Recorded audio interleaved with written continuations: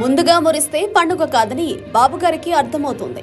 ఎన్నో ఆశలతో పెట్టుకున్న కూటమి పొత్తు వికటిస్తోందన్న సంకేతాలు స్పష్టంగా వెలువడుతున్నాయి.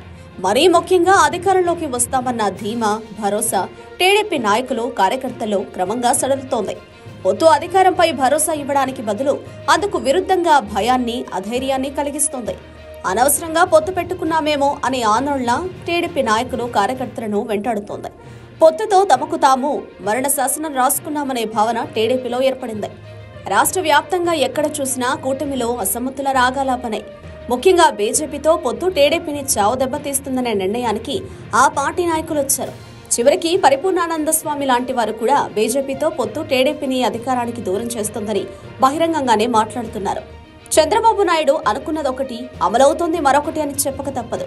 సుదీర్ఘ అనుభవం కలిగిన చంద్రబాబు నాయుడు తన రాజకీయ చరమాంకంలో తప్పటడుగులు వేస్తున్నారని సొంత పార్టీ క్యాడర్ అభిప్రాయపడడం గమనార్హం.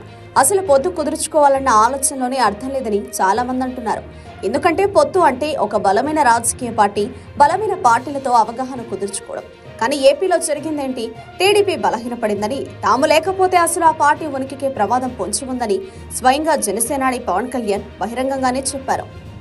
జనసేన అంటే బలమైన పార్టీ అని పవన్ కళ్యాణ్తో పాటు ఆ పార్టీ నాయకుల నమ్మకం. అందుకే జనసేనకు ఎక్కువ సీట్లు వస్తాయని జనసేన నాయకులు, కార్యకర్తలు ఎంతో నమ్మకంగా ఉన్నారు.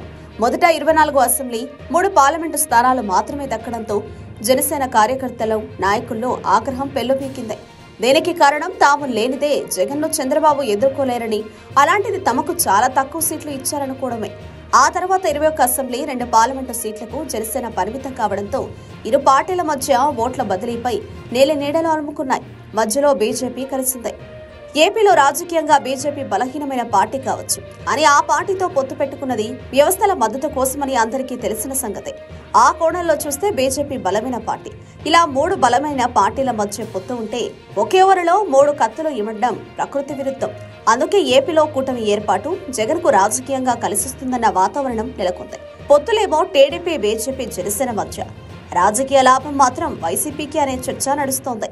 చివరికి ఏమవుతుందో చూడాలి.